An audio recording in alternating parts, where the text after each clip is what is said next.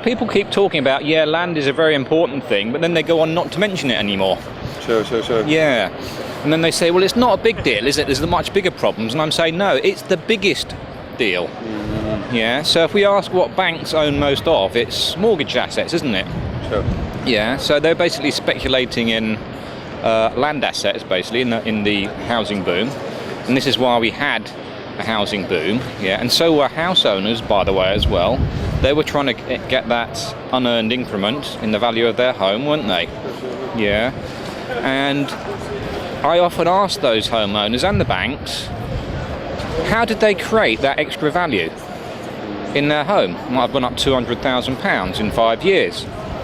How did they create it? And they say, I don't know, but it's mine. And I said, if you didn't create it, somebody did.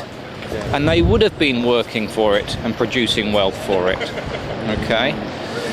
Yeah, and if you look at what banks do as well, the biggest, I mean, we know where money's created from today, don't we? Shockingly, or repelling as the mind is, yeah. They create it out of nothing as loans for people, not for capital investment, for infrastructure and wealth creation, enterprise.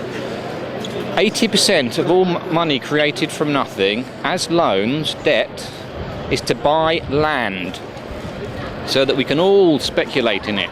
Yeah, banks most of all, that goes into the financial investment market, doesn't it? They start speculating on the mortgage assets then and bundling them all up and everything. But homeowners are doing it too. Yeah, so it's kind of this big elephant that's running around and nobody can see it or wants to talk about it, you know. So, and we see this also in the most noble causes as well, in the charities and all the people that are trying to save the planet as well. A lot of them are homeowners, yeah, and some of them, the Green Party, I'm afraid, have a land value tax, which is what we would propose, yeah, as a founding policy in their manifesto, and they never talk about it.